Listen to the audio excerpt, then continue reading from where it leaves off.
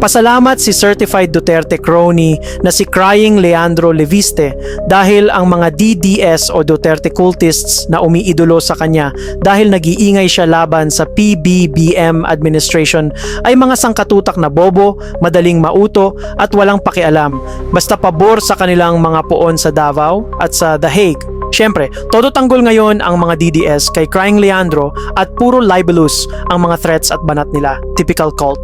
I think that many of the things that I'm doing are only possible kasi hindi ko kailangan kumita, hindi ko kailangan tumanggap ng mga incentives.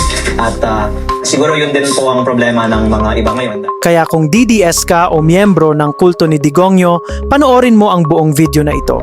October 2024 pa lang, kinansela na ng Department of Energy ang 21 sa 42 service contracts na na-award sa Solar Philippines ni Crying Leandro noong panahon ni Digongyo.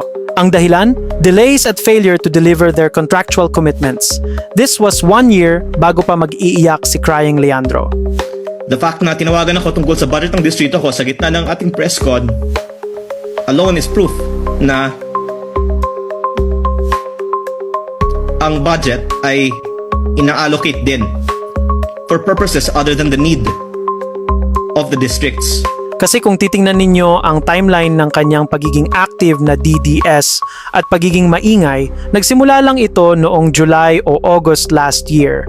Naalala ninyo yung sinasabi niyang bribery attempt daw ng isang district engineer?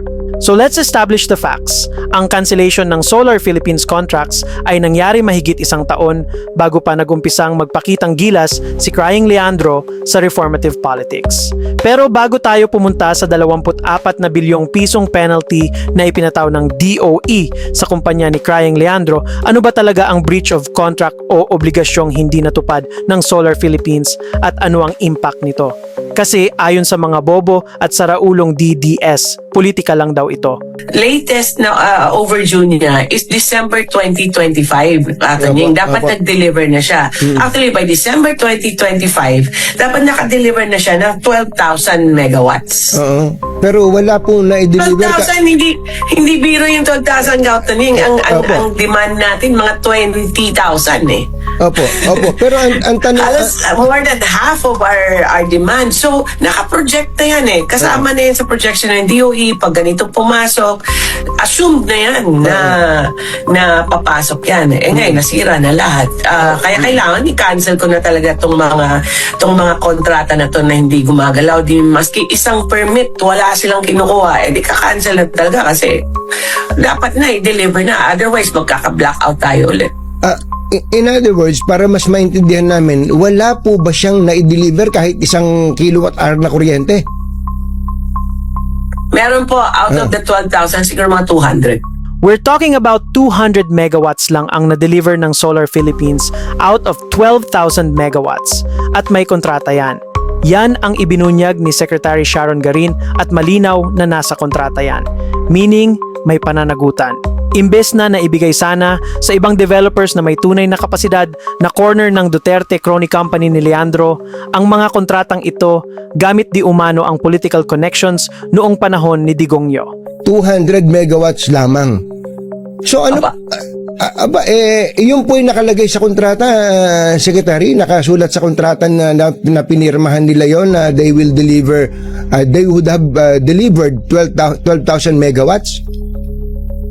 Opa, may contract yan, tsaka on top of the contract, ang part of the contract ng Solar Philippines is auction contract na award sa kanya. So, may additional pa yan. Kasi ang auction kasi talagang yan, part na talaga ng plano ng Pilipinas yan. Na-deliver niya, may na-deliver siya na isang kontrata, tsaka maliliit na rooftop. Pero other than that, walang na-deliver. So, anong gagawin namin, di ba?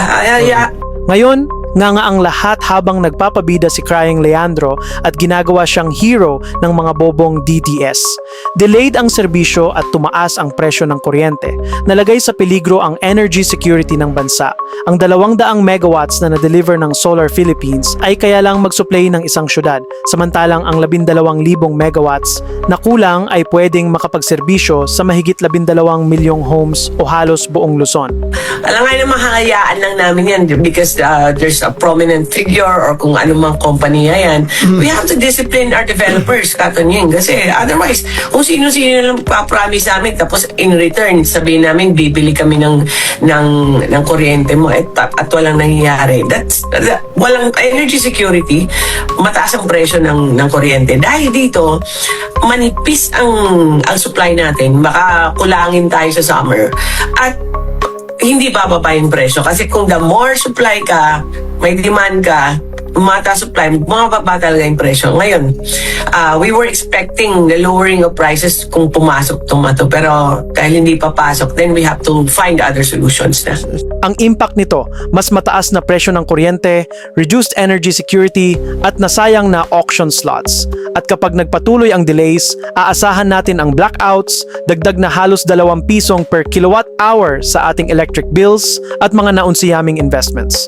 Pero para sa mga certified na bobo at saraulong DDS, okay lang ang lahat ng iyan. Basta pro Duterte si Crying Leandro.